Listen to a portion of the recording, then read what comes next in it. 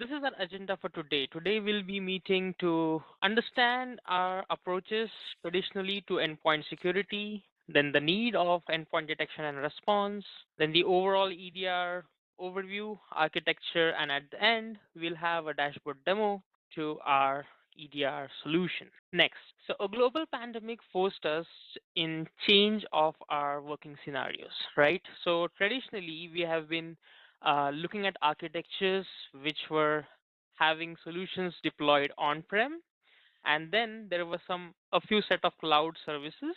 And to protect them, we had some legacy protections such as threat prevention, policy enforcement, MDM solutions. Monitoring and response was considered enough to protect these traditional enterprise resources, both on-prem and cloud SaaS. There were a few set of resources working from home and trying to access the enterprise network behind VPN. Having a VPN was considered enough to securely access the enterprise network. But with that advent of a pandemic, we saw an increase in number of endpoints which were to be protected working from home or scenarios where they were not in the enterprise network area. It also saw an movement or increase in the cloud services. So it becomes utmost important that we think about endpoint security in a different manner.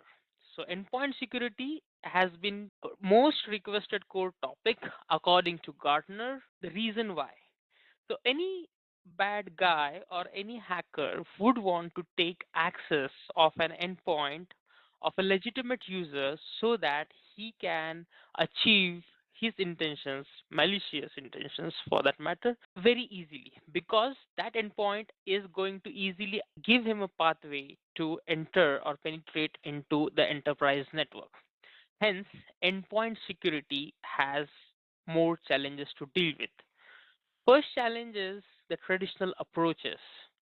So whenever I say endpoint security, what does come to your mind? Mostly all of us may think that, okay, I have an antivirus solution deployed at my end, and I think that's super enough to protect my endpoint. For that matter, I have subscribed to premium subscription of antivirus, and yes, I am protected by any type of attacks. No. So traditional endpoint security relies on heuristic-based approaches or static code analysis or known signature-based IOCs. So what does antivirus do? Antivirus has a set of its known signatures with it, and it scans your files for any known threats available on your endpoint. But with more and more tools available at discourse, all the hackers or black hat guys have shifted to attacks such as fileless attacks or ransomware attacks, which are mostly behavioral, which are not detectable by antivirus. And hence, it makes security a challenging fact. The next challenge that we face is hackers leave off the shore. Now, what do I mean by this is they're living off the land. They're manipulating legitimate softwares and files to disguise their presence. Suppose I am an HR recruiter in an organization and I have to deal with n number of PDF files in form of resumes coming in. And what does a black hat guy do or a hacker do is encode this PDF file or any file for that matter with a malicious script which may take over that endpoint. Now, this is not detectable by antivirus because antivirus is just scanning for known signatures. What if it is a 0-day attack? What if this malicious file or tactic or technique is not known till that day? So it will allow to be undetectable by design. And any person would execute or open that file and then that script will be executed, thinking that okay, this is a legitimate file. So this is another challenge that we face wherein people hide behind legitimate files to disguise as present. Third, and I guess all of us will agree on this point in any form, is fatigued users. We know we have n number of tools in any organization dealing with threat management, endpoint security, your SIEMs or SOAR or everything. Analyst has to go through lots and lots of offenses or incidents for that matter to investigate. And this is surely a problem because inexperienced, new, or fatigue analysis may struggle with this complex tooling, alert overloads, or time consuming investigations. So, this brings us to a topic: why endpoint detection and response. We saw the challenges. What are the challenges in the current scenario for endpoint protection? And then we'll discuss a few points more on why EDR, why not just suffice on antivirus. Now, we say that antivirus or anti-malware provides us basic protection. As I discussed earlier, that it may maximum give us heuristic-based detections, signature-based detections, or detecting known APTs, and a few capabilities such as block and quarantine that file. There are some anti-malware agents that gives us or perform static analysis of code, which may protect. But a best-in-class EDR brings a lot more to the table. First and foremost, it brings in is behavioral analysis. So any best-in-class EDR is capable or should be capable to analyze the behavior that is exhibited by any process that is running on endpoint. Suppose there's a process notepad.exe and that notepad was just supposed to open a file. But that process notepad.exe spawned another JavaScript process, and this is a deviation from its normal behavior. So this deviation, this is a cross-process operation which maps to MITRE and attack framework. So this behavioral or this change or this behavior exhibited by this notepad.exe is not detectable by traditional antivirus. And hence an EDR comes into picture, becomes at most important so that it can tell us, okay, there's something going wrong here. There's something that Notepad is doing that it shouldn't be doing. Secondly, let's take an example of ransomware. Now, how does a ransomware attack happens? Somebody takes control, a process executes, and it starts encrypting files from a user's directory, executable directory. Now, this behavior of encrypting files from a bin or any executable directory is a symbol or is a direction which may give us an idea or direct us telling, okay, there may be a possible ransomware attack happening on your endpoint. Now, this is what we say behavioral analysis.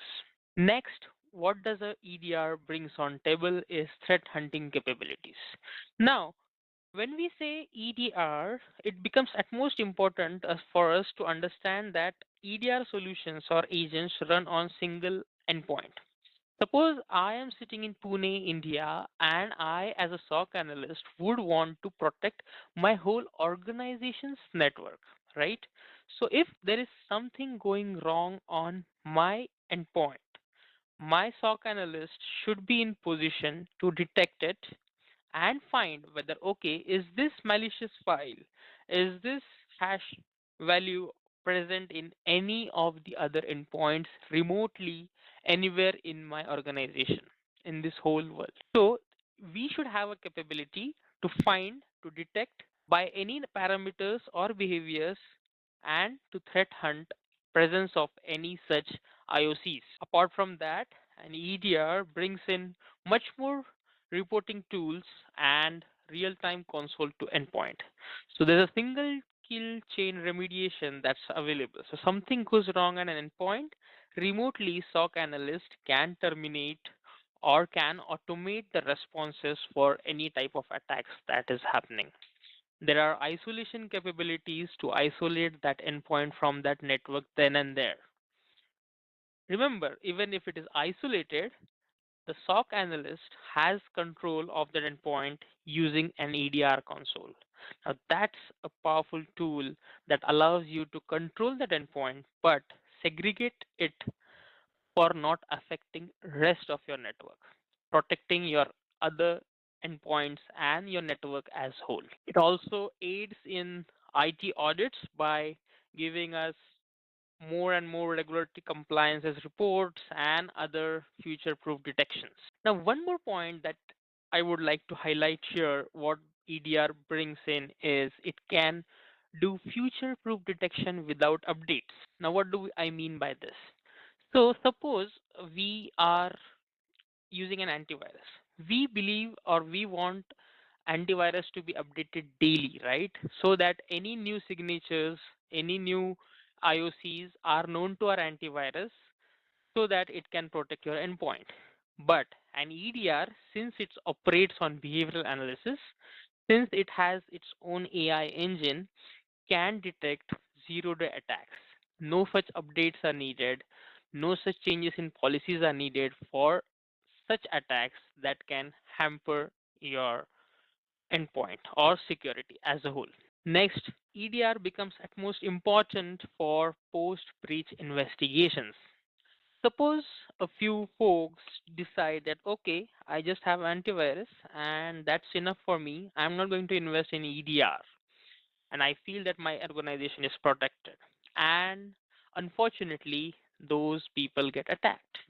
They are in breach scenario. Now, an EDR helps us to map how this attack happened. It aids the analyst to perform a post-breach investigations by plotting the graphs, a visual way to understand how the attack unfolded.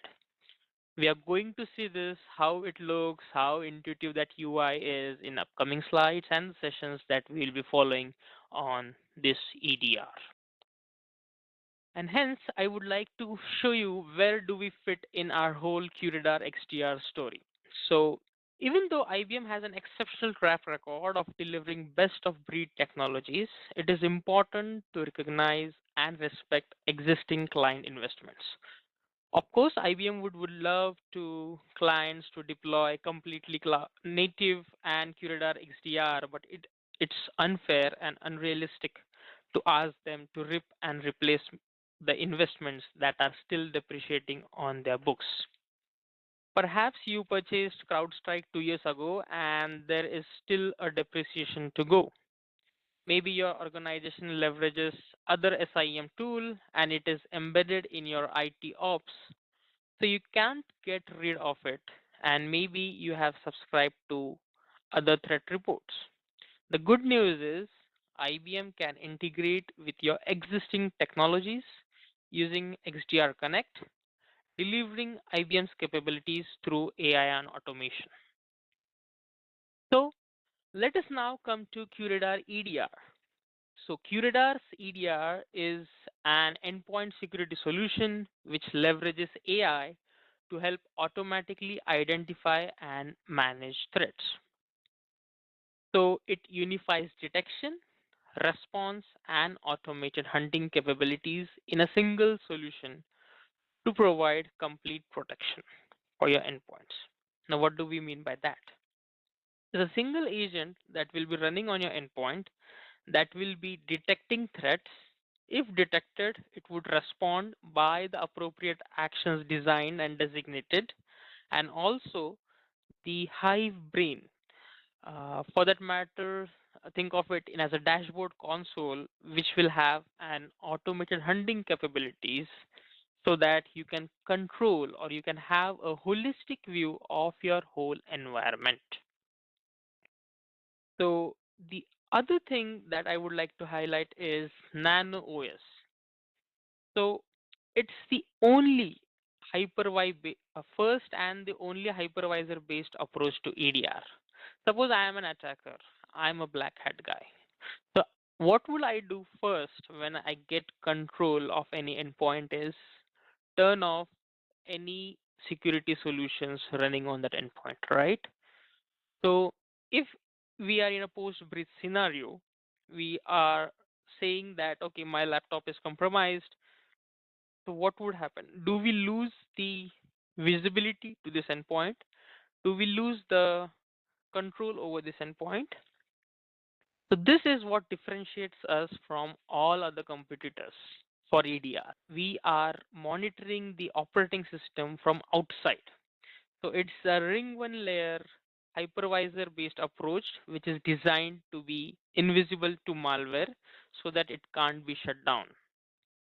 So it has proprietary detection of key logging, kernel exploits, credential harvesting, etc. So think of it, or I would like to make it more easier to understand how does it work. It works on ring one layer of virtualization. So it is sitting outside the operating system itself, and hence an attacker, when he gets access of your endpoint, he is within the operating system memory, and he can't see Nano OS because it is running from outside the OS and making it undetectable by design. Isn't it the best feature? I guess all of us will agree on that. The next thing is AI driven threat hunting capabilities. So, data mining or threat hunting is at most important.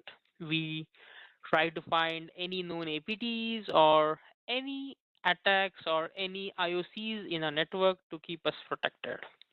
So QRadar EDR has around 120 plus parameters and 70 plus behaviors ready at our discourse. SOC analyst can use these parameters for hunting. So it supports single kill remote remediation. So it can kill a whole process or whole malicious thing that is running with a single click. We have highly granular search capabilities to detect any lateral movement and mapping of the lateral movement of any malicious file. And all these responses, all the threat huntings, and all the responses to any form of attacks can be automated so that next time a similar attack happens, we already have a response ready saying, okay, quarantine that process, download that malicious hash file so that I can investigate it later, isolate that endpoint. All these things can be automated. Third, we are also supporting MDR services, which is managed detection and response, which is essentially an extension to client's team, applying the best of its response 24 by 7 at speed and scale.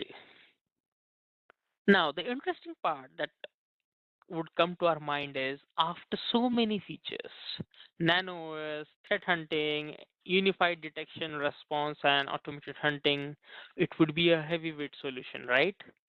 But I would like to highlight it's a single agent multiple deployment option.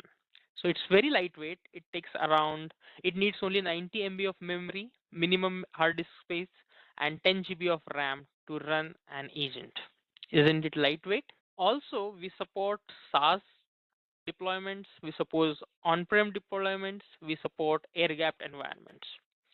Now, I would like to highlight the air-gapped environments.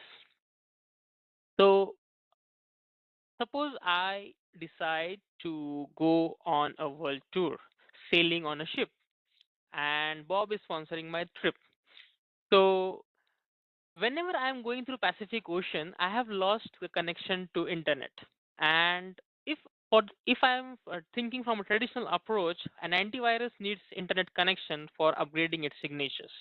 But if I have an EDR solution running on my endpoint, I am still protected. The reason, it do not need an internet connection for enforcing policies. The agent, which runs locally, has its own local set of policies that keeps on monitoring and protecting your endpoint. Even if you're not connected to Hive Brain. Now, what I say by Hive Brain is the server. So think of it in a client server architecture. Our agent is client, which is running on our endpoint, and a Hive server, wherein we see the dashboards and the complete UI of the attacks and the alerts that are generated. Even if I'm not connected to my Hive Brain or my dashboard, I am 100% sure that I am protected. The reason, the agent is working on AI based behavioral engine. So that behavioral engine, even if detects any change or any wrong malicious behavior executed, would stop that process then and there and protect your endpoint. Isn't it great? So that's an introduction of how the traditional enterprises security were for endpoints, what are the challenges on endpoint security, and then the solutions that we have, that is QRadar EDR. So now let's see how QRadar EDR is evaluated in the security market and where it stands in front of its competitors. So QRadar EDR is consistently tested against real life attack scenarios so that we can confidently offer our clients a world class protection. Last year in 2023, QRadar EDR successfully completed its fourth round of MITRE evaluations where it achieved 100% detection coverage across the tested cyber kill chain. So not only it detected all the malicious actors in real time, but also it did it without any configuration changes. So no configuration changes were done during the entire evaluation process, and it was able to detect all the ransomware attack out of the box, and that too in real time without any delays. Coming to the next slide.